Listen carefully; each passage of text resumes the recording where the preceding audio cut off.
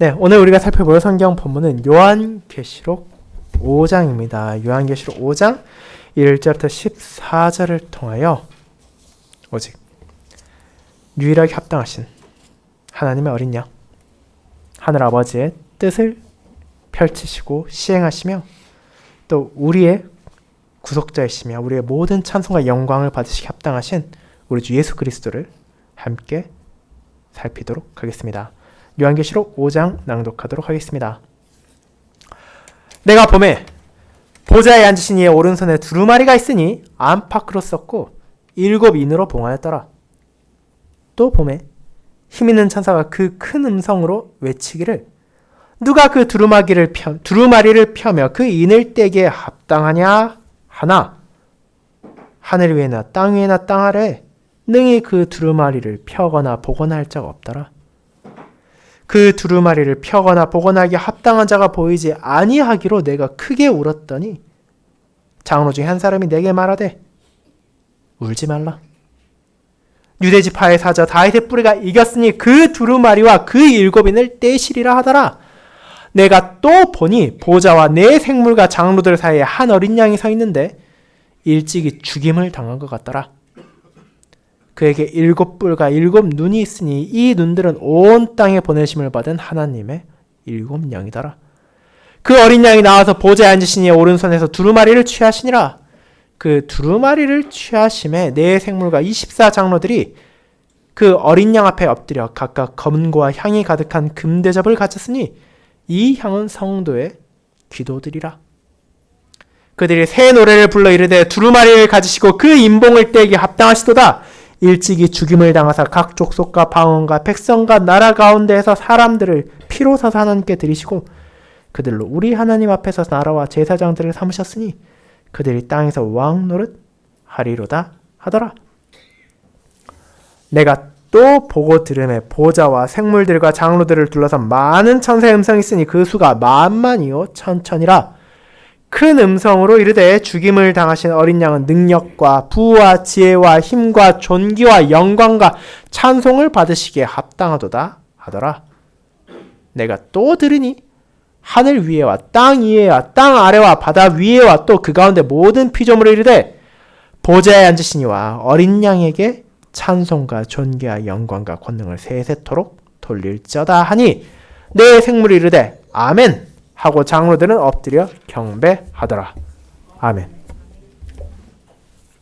네, 설교에는 찬송 46장 1, 2, 3, 4절 함께 부르도록 하겠습니다.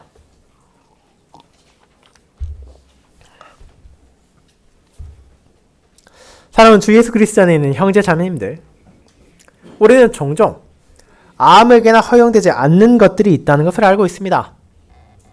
유명세를 떨친 명품 매장들에는 방문객들이 일반적으로 살 수 없는 이미 많은 돈을 그 브랜드에 써서 VIP로 등록된 사람들만 살 수 있는 제품들이 있기도 합니다. 또 그 정도 어려운 조건은 아니라 하더라도 예를 들어 수능을 마친 수험생들에게만 특별 할인을 제공하거나 특정한 성별이나 혹은 특정한 직업을 가진 사람들에게 더 많은 혜택을 주는 가게를 발견하는 것은 그다지 어려운 일이 아닙니다. 우리 주변에 얼마든지 그런 곳이 있습니다. 합당한 자격을 갖추지 못한 사람들이 누리지 못하는 것이 도처에 있다는 것입니다. 그런데 그와 같은 자격은 그저 사도 좋고 안 사도 그만인 물건을 구매할 때나 할인을 받을 때만 필요한 것이 아닙니다. 실제로 그보다 훨씬 더 중요한 자리들에도 합당한 자격들이 요구됩니다. 과거 왕이 자신의 사자를 보내어 멀리 있는 신하에게 문서를 보낼 때 그 두루마리에는 일반적으로 몰래 떼어낼 수 없는 인이 찍혀 있었습니다.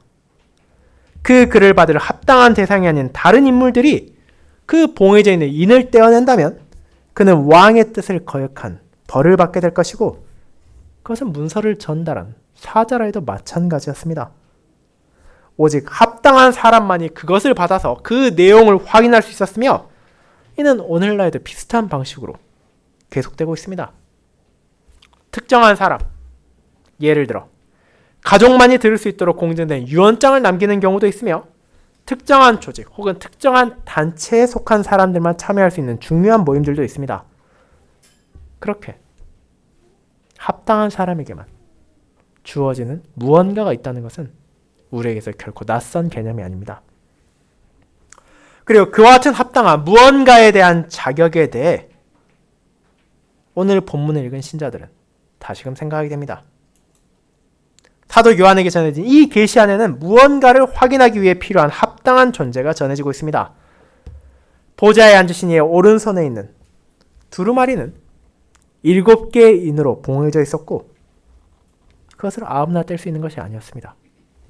오직 자격을 갖춘 합당한 존재만이 이 봉인을 풀고 그 내용을 읽을 수 있었습니다. 그리고 우리는 오늘 누가 그 인을 떼고 그 두루마리를 펼치기에 합당한 존재인지를 보게 됩니다. 하나님의 어린 양, 우리의 구속자이신 예수 그리스도만이 그에 합당하신 유일한 분이며 그런 그분께 온 피조물들이 영광과 존귀와 찬양을 돌립니다. 그와 같은 어린 양의 놀라운 주권과 자격을 전하는 요한계시록 5장을 오직 홀로 합당하신 하나님의 어린 양이라는 제목으로 저는 설교하고자 합니다. 이 복음을 나눔으로 한 해가 끝나가는 이 순간 지금까지 우리를 돌보신 그 어린 양께서 새해에도 우리와 함께 하심에 위로를 나눌 수 있기를 소망합니다. 이를 첫 번째, 두루마리를 여시기에 합당하신 하나님의 어린 양. 두 번째, 자기 백성의 구속자로 합당하신 하나님의 어린 양. 세 번째, 찬송과 영광을 받으시기에 합당하신 하나님의 어린 양이라는 대조로 나누어 보겠습니다. 먼저 첫 번째, 두루마리를 여시기에 합당하신 하나님의 어린 양에 대해 알아보겠습니다. 형제자매 여러분, 사도 요한을 통해 하나님께서 전하신 성경의 마지막 권 요한계시록은 그에게 주어진 묵시라는 방식 안에서 다양한 비유와 상징들이 드러나고 있습니다. 그런 요한계시록 우리가 살피는 과정은 분명 쉽지 않을 수 있지만 동시에 그 안에 담긴 하나님의 풍성한 복음을 깨닫는다는 것은 진정 보람차고 기쁜 일입니다. 그런 계시록의 1장부터 3장까지는 우리에게도 잘 알려져 있는 소아시아의 7교회에 관한 내용이자 동시에 이후의 교회들에도 적용되는 하나님의 격려와 권면과 위로가 담겨 있었습니다. 각각의 교회들이 가지는 부족함과 그들이 나타내는 신실함을 아시는 교회의 머리이신 하나님께서는 그들에게 필요한 말씀을 주시고 그들이 나아가야 할 바른 길을 전해주셨습니다. 그리고 그에 이어지는 4장은 우리를 천상의 보좌로 인도했습니다. 이후에 이어질 계시록의 배경이기도 한 그곳을 묘사하며 요한은 사람의 말로 감히 형언하기 어려운 하나님의 영광을 나타냈고 그 앞에서 구약과 신약의 모든 성도를 상징하는 24명의 장로들이 천사들과 함께 하나님께 영광을 돌리는 장면을 보여주었습니다. 그렇게 우리는 천상의 예배를 바라보게 되고 하나님의 은혜 안에서 그분께 모든 존귀와 영광과 권능을 돌리는 신실한 신자들을 보게 됨으로써 지금 우리가 드리는 예배의 유일한 대상 역시 그 하나님이심을 기억하고 우리가 하나님께 예배드릴 수 있다는 것 자체가 얼마나 큰 은혜인지를 돌이키게 되었습니다. 그렇게 우리는 하나님께 감사와 찬양과 영광을 돌리며 이어지는 5장을 바라보게 됩니다. 이제 요한은 자신이 보게 된 이어지는 장면을 묘사합니다. 앞선 4장에서 성령 하나님의 감동 안에서 바라본 보좌에 앉으신 이와 그분을 둘러싼 내 생명, 생명체 그리고 24장로가 무엇을 하고 있는지를 전했다면 이제 서신은 그보다 더 구체적인 한 대상으로 향하게 됩니다. 그것은 보좌에 앉으신 분, 즉 하나님의 오른손에 있는 두루마리가 대체 무엇인지에 대한 것이었습니다. 그리고 이는 요한의 관심을 끌 수밖에 없는 특별함을 가지고 있었습니다. 당시 그가 일반적으로 알고 있는 두루마리는 오늘날 우리가 가지고 있는 이런 종이가 아니라 양피지나 혹은 파피루스로 만든 것이었습니다. 그런데 그런 것들은 오늘날 우리가 사용하는 종이나 달리 양면 모두를 사용하는 것이 굉장히 불편하고 어려웠습니다. 그렇게 일반적으로 그런 두루마리에는 한 면에만 글씨가 적혀 있고 반대편은 비워둔 채 그것을 말아서 보관하곤 했습니다. 하지만 요한이 바라본 두루마리는 어떻습니까? 그것은 안팎으로 내용이 담겨 있었습니다. 그리고 그 안에는 담겨 있는 내용이 중요할 뿐 아니라 풍성했기에 한 면만이 아니라 양면 모두를 사용할 필요가 있었음을 이 상징적으로 그는 나타낸 것입니다. 그런데 이 두루마리는 그저 양만 많은 것이 아니었습니다. 그보다 더 눈길을 끄는 것은 그것이 7개의 인으로 봉해져 있다는 것이었습니다. 물론 여러분은 이게 도대체 무슨 문제냐고 생각할 수 있습니다. 오늘날에는 인으로 봉해진 문서 자체가 그다지 익숙하지 않기 때문입니다. 하지만 요한에게 있어서는 충분히 놀랄 만한 것이었습니다. 왜냐하면 당시에도 그리고 지금도 일반적으로 문서를 봉인하는 인은 하나면 충분했기 때문입니다. 너무도 중요한 문서라면 절대 누군가가 먼저 내용을 확인해서도 안 되고 합당한 자만이 읽어야 한다면 그 인이 늘어날 수도 있겠지만 로마 시대에도 어떤 문서에 인을 7개나 사용한다는 것은 극히 드문 것이었습니다.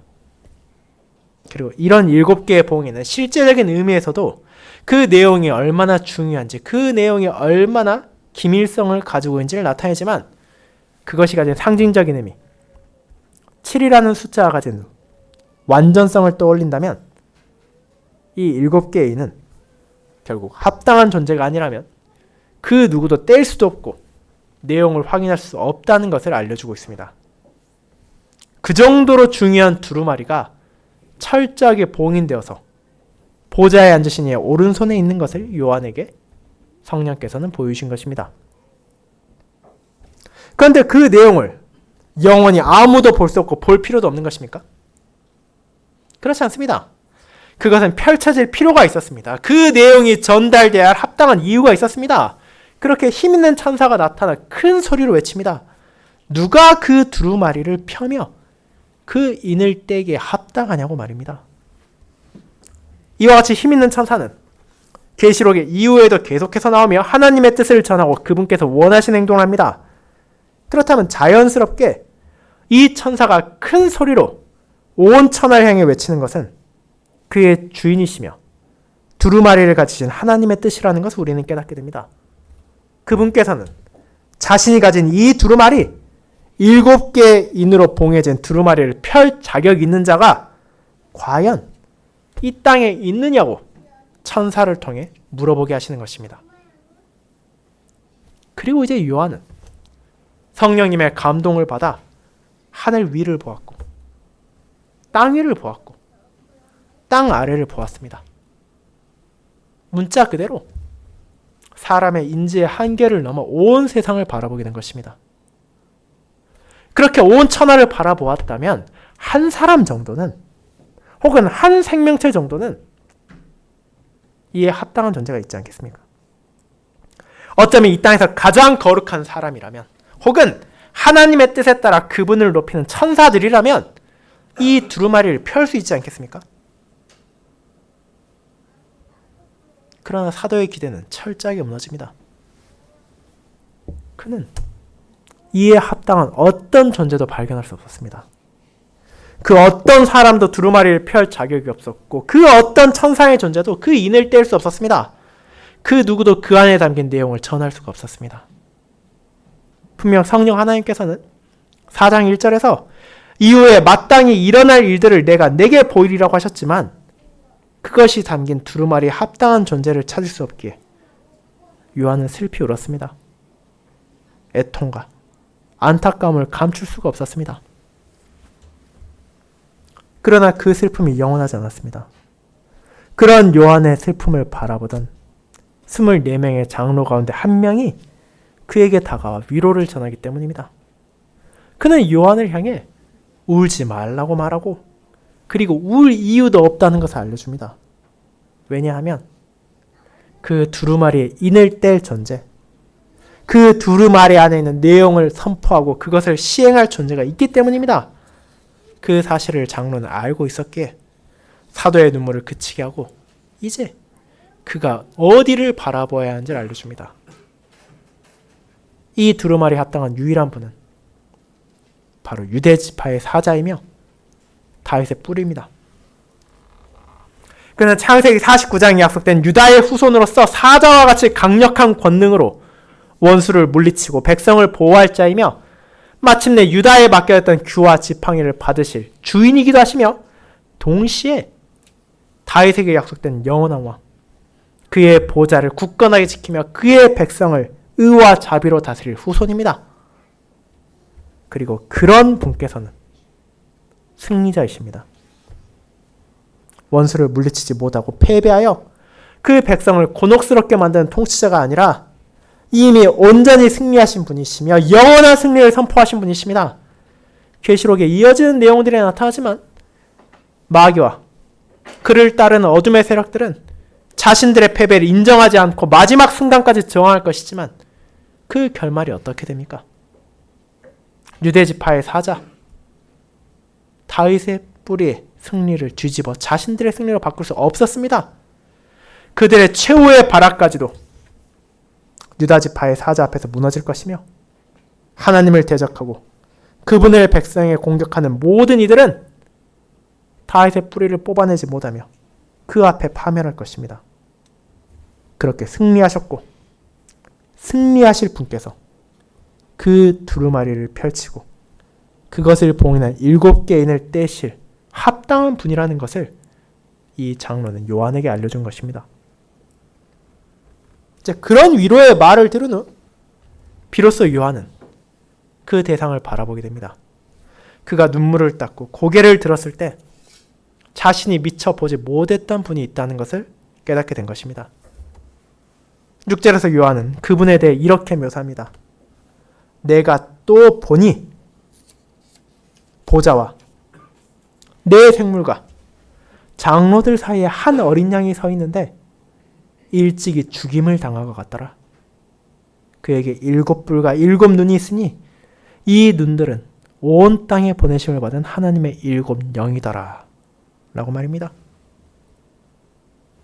그가 바라본 하나님의 어린 양의 묘사 역시 상징들이 담겨 있습니다. 요한은 자신이 발견한 것이 사자가 아니라 어린 양이라는 것을 깨닫습니다. 그리고 이는 구약, 특별히 이사야 53장에 말하는 고난당하는 주의 종의 묘사와 긴밀하게 연결되어 있으며 그가 가진 대속적인 사역이 무엇인지를 보여줍니다. 이 어린 양은 일찍이 죽임을 당한 것으로 보이는데 그 이유는 다른 데 있지 않습니다. 하나님의 어린 양은 그분의 백성의 죄를 짊어지고 죽기 위하여 이 땅을 오셨기 때문입니다. 이는 먼 옛날 아브라함에게 나타나신 하나님의 뜻 안에서도 보여진 바가 있습니다. 그분께서는 이삭을 죽음에서 건지기 위하여 자신이 직접 제물로 바칠 양을 보내주셨기 때문입니다. 그뿐 아니라 이 상징은 6월절에서 더 직접적인 방식으로 드러났습니다. 애굽에서 종으로 살아가던 이스라엘은 그들 자신이 애굽 사람들과 본질적으로 어떤 차이도 없음에도 불구하고 하나님의 심판, 장자들의 죽음에서 벗어날 수 있었습니다. 하나님의 뜻에 따라 어린 양을 죽여 그 피를 문설주에 발랐기 때문입니다. 매해 6월절을 기념할 때마다 어린 양을 죽임으로 언약 백성들은 그와 같은 하나님의 공의와 은혜를 떠올릴 수 있었습니다. 그렇게 그 어린 양은 일찍이 죽임당한 존재였습니다. 하지만 그 어린 양에겐 이제 무엇이 있습니까? 7개의 뿔과 7개의 눈이 있습니다. 앞서 말씀드린 것처럼 성경에서 7이라는 숫자는 완전함을 가리킵니다. 그렇다면 뿔과 눈은 어떤 의미입니까? 전통적으로 뿔이란 권력과 권위를 상징했으며 눈은 앞서 나온 교회를 살피는 하나님의 영과 동일하다는 것이 본문에 나타납니다. 그렇다면 그와 같은 상징들이 7이라는 완전함과 결합되면 어떻게 됩니까? 그 어린 양은 분명 한때 죽임을 당했지만 지금 이제 온전한 권위를 가지고 자신의 교회를 온전하게 살피고 계시다는 것이 알려지는 것입니다. 하나님은 그렇게 어떤 부족함도 없는 능력으로 자신의 백성을, 자신의 교회를 보살피고 계십니다. 그 어린 양이 보좌에 앉으신 하늘 아버지께 나와 그분의 오른손에 있는 두루마리를 취하게 됩니다. 그렇다면 이제 우리가 잠시 미루어 두었던 대체 이 두루마리가 무엇인지를 생각해 보도록 합시다. 그토록 철저하게 봉인되었던 두루마리는 대체 무엇을 의미합니까? 앞선 4장에서 성령께서 하신 말씀으로 나타냈듯이 이는 하나님의 구속 계획을 담고 있습니다. 그분의 영원한 경륜하에서 어떻게 하나님의 은혜가 베풀어질 것인지, 그분의 공의가 드러날 것인지가 그 안에 담겨 있습니다. 그분의 비밀한 뜻, 하나님께서 나타내시지 않은 경륜을 펼쳐내고 그 뜻을 시행에 옮길 존재는 오직 하나님의 어린 양, 예수 그리스도밖에 없다는 것이 요한을 통해 선포되는 것입니다. 요한계시록에 이어지는 내용이 나타나듯이 이 두루마리가 펼쳐지고 난 후에 아버지께서 계획하시고 그분께서 성취하신 구속이 완전하게 적용되고 죄인들이 향한 심판이 최종적인 단계로 나아가게 됩니다. 그렇게 사랑하는 형제자매 여러분, 우리는 이 안에서 무엇을 깨닫게 됩니까? 하나님의 경륜을 온전히 이해하고 그것을 진정한 의미에 성취하시는 분은 오직 그분의 독생자, 온전한 어린 양이신 예수 그리스도밖에 없다는 것입니다. 과거에도 그랬고 지금도 그러하며 앞으로도 마치 자신이 하나님의 경륜, 그분께서 말씀하여서 나타내지 않으신 뜻을 이해하고 있다고 주장하는 이들이 수없이 나타났고 지금도 존재하며 앞으로도 있을 것입니다. 나는 특별하다고, 나는 다른 이들과 다르다고 말하며 이 비밀한 뜻을 알기 위해, 이 두루마리의 내용을 알기 위해서 나를 따르라고 주장하는 거짓 교사들, 이단들은 교회의 역사 가운데 우리 손으로 셀 수도 없을 정도로 많이 있었습니다. 하지만 그 모든 주장이 허황된 거짓이라는 것을 우리는 사도 요한을 통해 전해진 하나님의 말씀에서 듣게 됩니다. 하나님의 영원한 경륜이 담긴 두루마리를 열 자격이 있는 자는 오직 그분의 어린 양뿐입니다. 능력과 지혜가 온전하신 그분만이 이를 펼칠 수 있고 그 안에 담긴 하늘 아버지의 뜻을 온전하게 이루실 것입니다. 하나님께서는 자신의 아들을 통해 그분의 계획을 이루실 것이고 그 모든 것이 그분의 전능하심 하에서 어떤 부족함도 없이 성취될 것이기에 이를 고백하는 신자들은 구속 역사의 진전에 있어 어떤 불안감도 가질 필요가 없다는 것을 깨닫게 됩니다. 이를 계획하신 분도, 이를 시행하시는 분도 하나님, 그분 자신이시기 때문입니다. 우리는 그분께서 어떤 분이신지를 알기에 그분 안에 모든 신뢰와 경외를 두고 그분을 믿고 의지하며 담대하게 그분께서 우리에게 주신 소명에 따라 살아가는 것입니다. 그리고 그것이 두 번째, 자기 백성의 구속자로 합당하신 하나님의 어린 양으로 이어집니다. 성도 여러분, 그와 같이 두루마리를 열 유일한 합당한 존재인 어린 양께서 보좌에 앉으신 이의 오른손에서 그 두루마리를 취하심을 요한은 보았습니다. 그는 이어서 무엇을 보게 됩니까? 앞선 4장에서 하나님을 찬양하고 그분께 경배드렸던 네 생물과 24 장로들이 이제 그 어린 양 앞에 엎드리고 그분을 찬양하는 모습을 보게 됩니다. 그리고 여기에서도 우리가 주목할 만한 부분이 있습니다. 여기에 나오는 검은고는 수금, 하프로 시편에 종종 나오는 찬송을 위해 사용된 전통적인 악기였습니다. 그런데 그뿐 아니라 그들이 무엇을 가지고 어린 양 앞에 나옵니까? 성전에 사용되는 도구였던 금접시를 가지고 옵니다. 그리고 그 안에 향이 가득 담겨 있습니다. 그런데 그 향이 다름 아닌 성도들의 기도라는 것이 전해집니다. 우리의 기도가 결코 헛되지 않으며 공허하게 사라지는 것이 아니라 하나님의 보좌 앞으로 나아가는 영광스러운 모습을 보게 되는 것입니다. 그렇게 어린 양께 나온 이들은 이제 그분을 향해 노래합니다. 그 노래의 내용은 바로 그분이 어떤 분이신지, 그리고 그분께서 얼마나 놀라운 사역을 하셨는지에 집중되어 있습니다. 4장에서 만물을 지신 하나님을 찬양한 24명의 장로들은 이제 어린 양의 구속 사역을 찬양합니다. 그리고 그분께서 두루마리를 가지시고 그 인봉을 떼기 합당하신 이유가 거기에 있다는 것을 그들은 노래합니다. 그분께서 일찍이 죽임당하셨습니다. 하나님의 공의를 충족시키기 위해 이 어린 양은 십자가에서 자신의 피를 흘렸고 자신의 생명을 내어주셨습니다.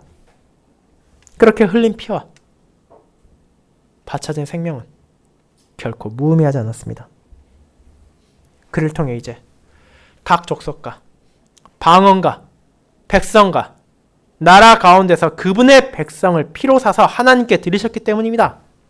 구약시대 이스라엘이라는 한 족속, 한 언어, 한 백성, 한 나라에 한정되었던 복음이 어린 양의 죽음으로 온 세계에 뻗치게 되었습니다.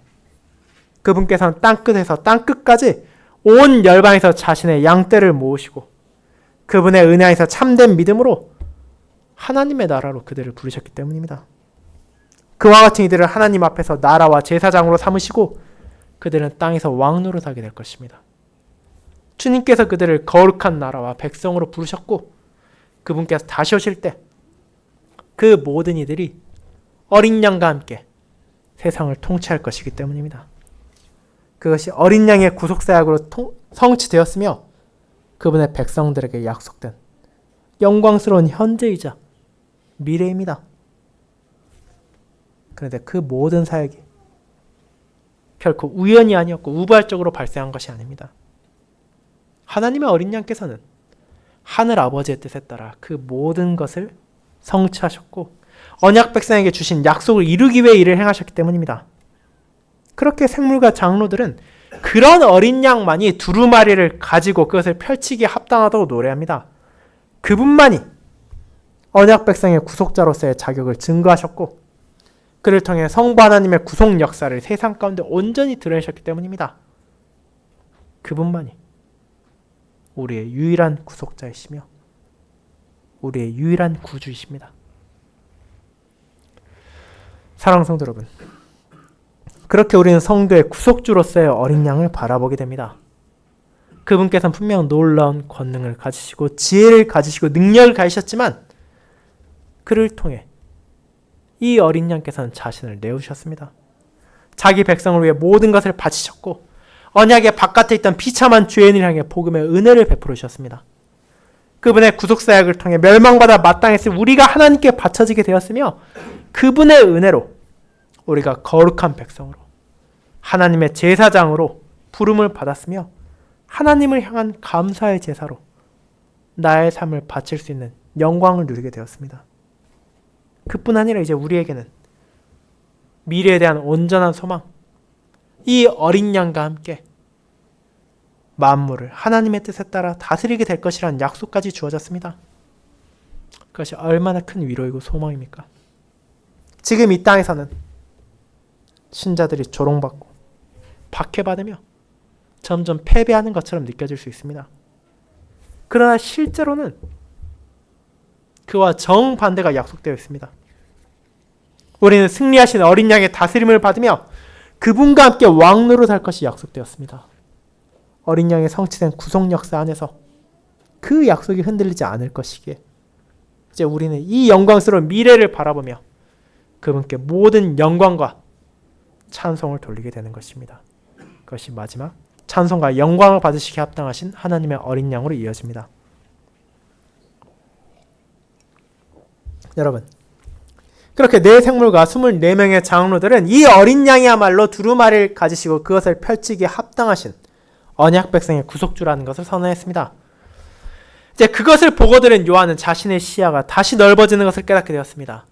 그들을 둘러싼 수많은 천사들, 헤아릴 수도 없는 많은 천사들이 어린 양을 향해 큰 음성으로 외치기 때문입니다. 그들은 생물과 장로들의 노래와 고백에 화답하며 이 어린 양이야말로 모든 존귀와 영광과 찬송을 받으시기에 합당한 분임을 선언합니다. 1절 12절은 다음같이 말합니다. 죽임을 당하신 어린 양은 능력과 부와 지혜와 힘과 존귀와 영광과 찬송을 받으시기에 합당하도다라고 말입니다. 그리고 이 모든 것이 어린 양이 어떤 분이신지를 보여줍니다. 그분의 능력이 온전하시며 모든 선을 베풀기에 충분한 부유하신 분이시며 우리가 생각할 수 없는 무궁한 지혜를 가지실 뿐 아니라 그 권위에 있어서도 존엄에 있어서 한없이 높으신 분이며 영광과 찬송을 받기에 합당하신 분이라는 것입니다. 그렇게 그런 어린 양을 아는 자라면 이 천사들과 마찬가지로 그분께 찬양을 드리는 것이 마땅하고 그분께 영광을 돌리는 것이 합당하다는 것을 그들은 선포하는 것입니다. 그리고 그런 선언은 이제 온 세상의 피조물들의 응답으로 이어집니다. 성령 하나님께서 요한의 인지를 넓히셔서 하늘 위에와 땅 위에와 땅 아래와 바다 위에와 그 가운데 모든 피조물을 자각하게 하십니다. 그 모든 존재가 무엇을 합니까? 목소리를 합쳐 외칩니다. 보좌의 안신이와 어린 양에게 찬송과 존귀와 영광과 권능을 세세토록 돌릴지어다. 그 외침에 내 생물은 아멘이라고, 그것이 진실로 참되도다라고 응답하며 장로들은 이제 어린 양 앞에 엎드려 그분께 경배를 돌립니다. 그렇게 4장에서 보좌에 앉으신 분을 향한 묘사와 그분을 향한 찬송으로 시작한 이 장면은 어린 양에 대한 묘사와 그분을 향한 찬송으로 마치게 됩니다. 성부 하나님께서 만물을 지으고 다스리심으로 찬양과 영광을 받기에 합당하신 것처럼 그분의 어린 양께서는 구속사역으로 인해 찬양과 영광을 받으시기에 합당하십니다. 그분께서는 진정 영광에 있어서도 찬양에 있어서도 하늘 아버지와 동등하신 참 하나님이시라는 것이 이 계시 안에서 드러나는 것입니다. 그렇게 세상 모든 피조물들이 하나님의 은혜를 찬양하고 그분의 사역으로 말미암아 기뻐합니다. 그것이 진실된 것이기에 성도들도 그 찬양에 함께하며 자신들의 모든 것으로 그분께 합당한 영광을, 존귀를, 찬송을 드리기를 멈추지 않아야 합니다.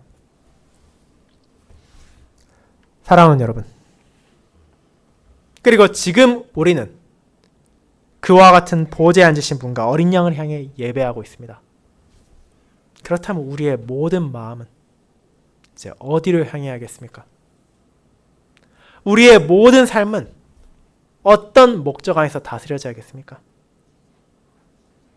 저와 여러분이 솔직하게 지난 한 해를 돌아본다면 우리의 모든 시선이, 그리고 우리가 돌리는 모든 찬양과 영광이 정말로 삼위 하나님께만 향했다고 말하기 어려울 것입니다. 우리는 오직 하나님께만 합당하게 바쳐져야 하는 것들을 세상의 다른 무언가를 향해 돌리기도 하고 사용하기도 했을 것입니다. 때론 이 나라의 사회, 혹은 정치인이나 유명인을 향해, 혹은 가족이나 친구를 위해, 그리고 혹은 문명이 만들어낸 이기를 의존하기도 하고 그것들에게 우리의 마음을 쏟기도 했을 것입니다. 그러나 이제 우리는 다시 한번 그 모든 것들이 누구를 향해 하는지를 깨닫게 됩니다. 우리가 정말로 하나님 앞에서 제사장이 되었다면, 그리스도 안에서 그 거룩한 소명을 받았다면 우리는 진정 그 감사의 제사를 받기에 합당하신 유일하신 분께 그 모든 것을 돌려야 합니다. 우리가 진정 어린 양의 구속사역을 통해 한없는 은혜를 받았다면 그에 합당한 감사와 찬양을 받으셔야 할 마땅한 유일한 분께 그것을 바쳐야 합니다. 우리가 정말로 주님의 능력과 그분의 존귀를 깨달았다면 그분께 모든 영광을 돌리지 않을 수 없을 것입니다. 그처럼 이 세상의 모든 피조물들과 함께 저와 여러분도 보좌에 앉으신 분과 그 어린 양에게 찬양을, 영광을, 감사를 돌리도록 부름받았습니다. 그렇게 이제 우리의 마음을, 우리의 시선을 이 땅에 있는 허망한 무언가로 향하는 대신 우리를 위해 성부 하나님 우편에 주신 어린 양께 고정하도록 합시다. 그분을 바라볼 때, 그분의 사역을 마음에 새길 때, 그분의 약속을 붙잡을 때 우리는 비로소 우리를 가득 채우고도 남을 기쁨을 마주하게 될 것입니다. 지난 한 해 저와 여러분을 하늘 아버지의 뜻 안에 선하게 인도하신 그분께서 새로운 한 해에도 그분의 능력과 지혜로 돌보실 것을 확신하며 그분께서 우리를 결코 저버리지 않을 것이기에 우리는 한 해의 마지막에도 또 새로운 한 해의 시작에도 그분을 찬양해야 합니다. 그분만이 모든 찬송과 존귀와 영광을 세세토록 받으시기에 합당하신 우리의 구속주이고 우리를 위한 하나님의 어린 양이시기에 이제 그런 어린 양을 향해 우리의 모든 찬송을 바치도록 합시다. 그것이 한 해의 마지막에도 또 새로운 한 해에도 저와 여러분에게 주어진 거룩한 소명입니다. 아멘.